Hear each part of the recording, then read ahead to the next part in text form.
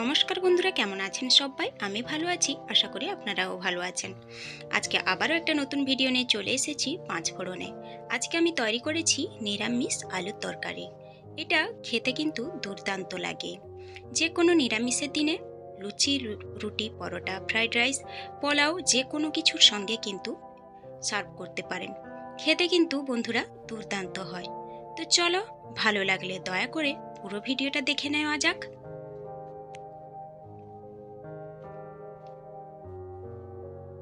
তাহলে দেখো, এখানে আমি আলু খোসা ছাড়িয়ে নিয়েছি, ছোট ছোট আলু নিয়েছি।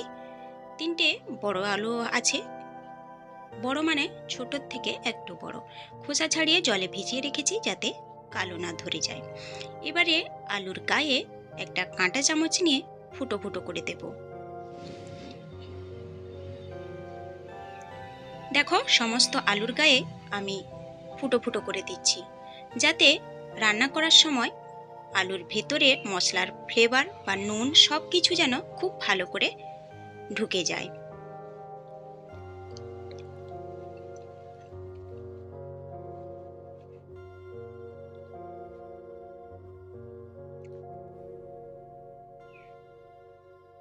দেখো, সমস্ত আলুগুলোর গায়ে কিন্তু আমি ফুটো ফুটো করে নিয়েছি। এবারে চলে যাব, গ্যাস ধরিয়ে কড়াই বসিয়ে দিয়েছি। কড়াইতে দিয়ে দিলাম 3 চামচের মতো সাদা তেল। এবারে তেলের মধ্যে দিয়ে দিলাম নুন। নুন দিয়ে তেলটাকে ভালো করে গরম করে নিয়ে আমি আলুগুলোকে ভেজে নেব।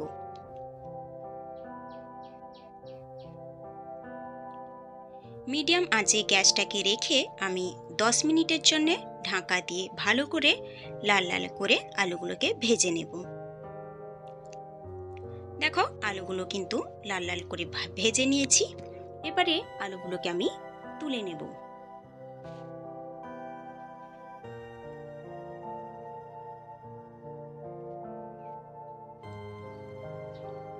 দেখো, আলুগুলো তোলা হয়ে গেছে। এবারে যে তেলটা আছে সেই তেলের মধ্যে আমি 1 চামচের মতো ঘি দিয়ে দিলাম। গরম হয়ে গেছে তেলটা। এবারে দিয়ে দেব হাফ চামচের মতো জিরে, শুকনো লঙ্কা একটা তেজপাতা কেটে নিয়েছি, কয়েকটা গোলমরিচ, 2টো এলাচ, 3টে লবঙ্গ আর একটু দারচিনি। এবারে একটু হিং দিয়ে মশলাটাকে ফোড়নটাকে ভেজে নেব। যখন মশলার থেকে একটা সুন্দর ফ্লেভার বেরোবে তখন আমি দিয়ে দেব একটা পেস্ট।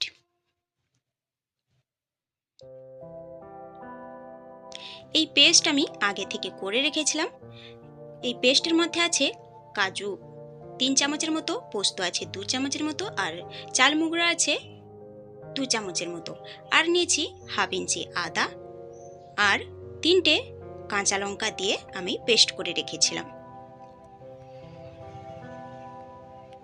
তো দেখো, এবারে ভালো করে গ্যাসটাকে আঁচ কমিয়ে দিয়ে লো ফ্লেমে একদম মশলাটাকে কষিয়ে নেব, যাতে কাজুর কাঁচা গন্ধটা না থাকে।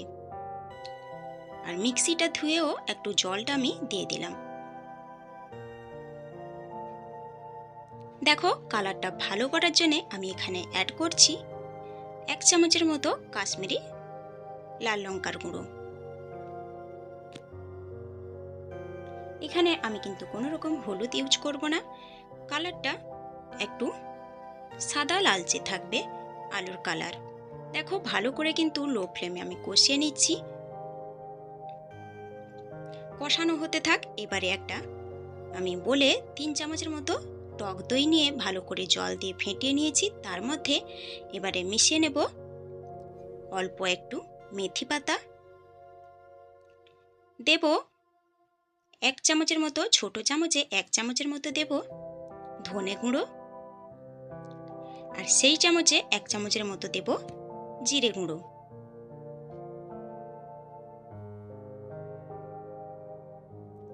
এবারে আমি মিশিয়ে নেব।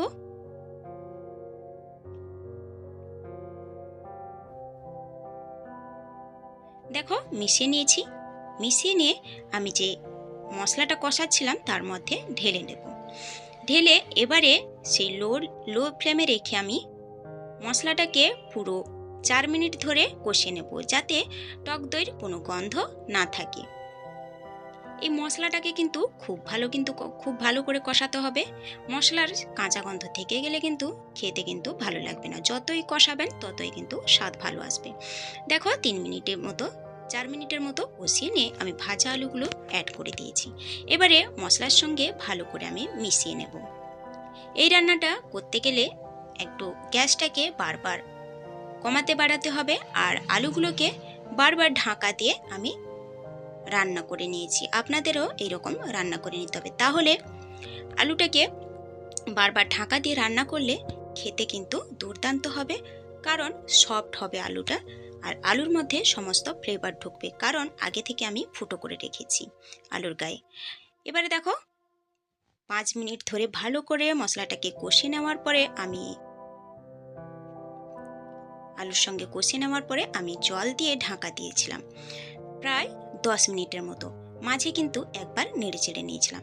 ঢাকা খুলে নিয়ে দেখো আবারও 1 চামচের মতো, ছোট চামচে 1 চামচের মতো গরম মশলা গুঁড়ো অ্যাড করে দিলাম।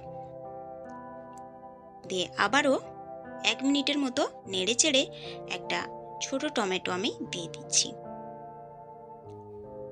ব্যাস আবারও 1 মিনিটের মতো কষিয়ে নেব।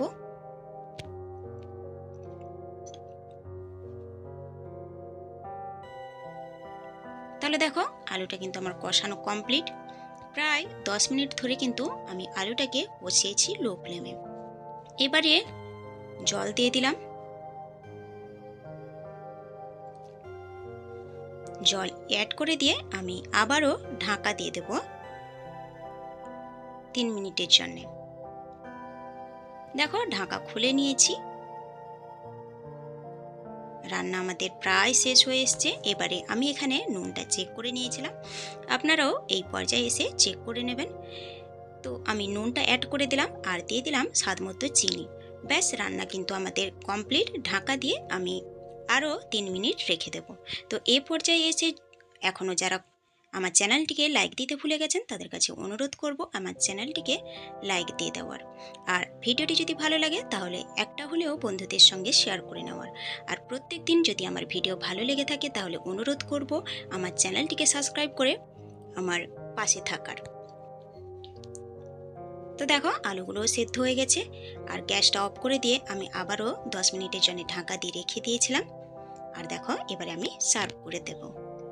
আমি এখানে পরোটার সঙ্গে সার্ভ করছি, আপনারা কিন্তু যে কোনো কিছুর সঙ্গে সার্ভ করতে পারেন। দেখো কতটা সুন্দর হয়েছে, খেতে কিন্তু বন্ধুরা দুর্দান্ত হয়। একবার হলেও ঘরে যদি না বানিয়ে থাকেন একবার হলেও ট্রাই করে দেখতে পারেন। অসম্ভব সুন্দর হয় বন্ধুরা, একবার খেলে বারবার খেতে ইচ্ছে করবে। তো কেমন লাগলো আজকের ভিডিওটা অবশ্যই কমেন্ট করে জানাবেন, আর ভালো লাগলে লাইক শেয়ার করে দেবেন। সুস্থ থাকবেন, ভালো থাকবেন। খুব শীঘ্রই দেখা হবে পরের একটা ভিডিও নিয়ে। তো চলো আজকে এখানেই শেষ করি।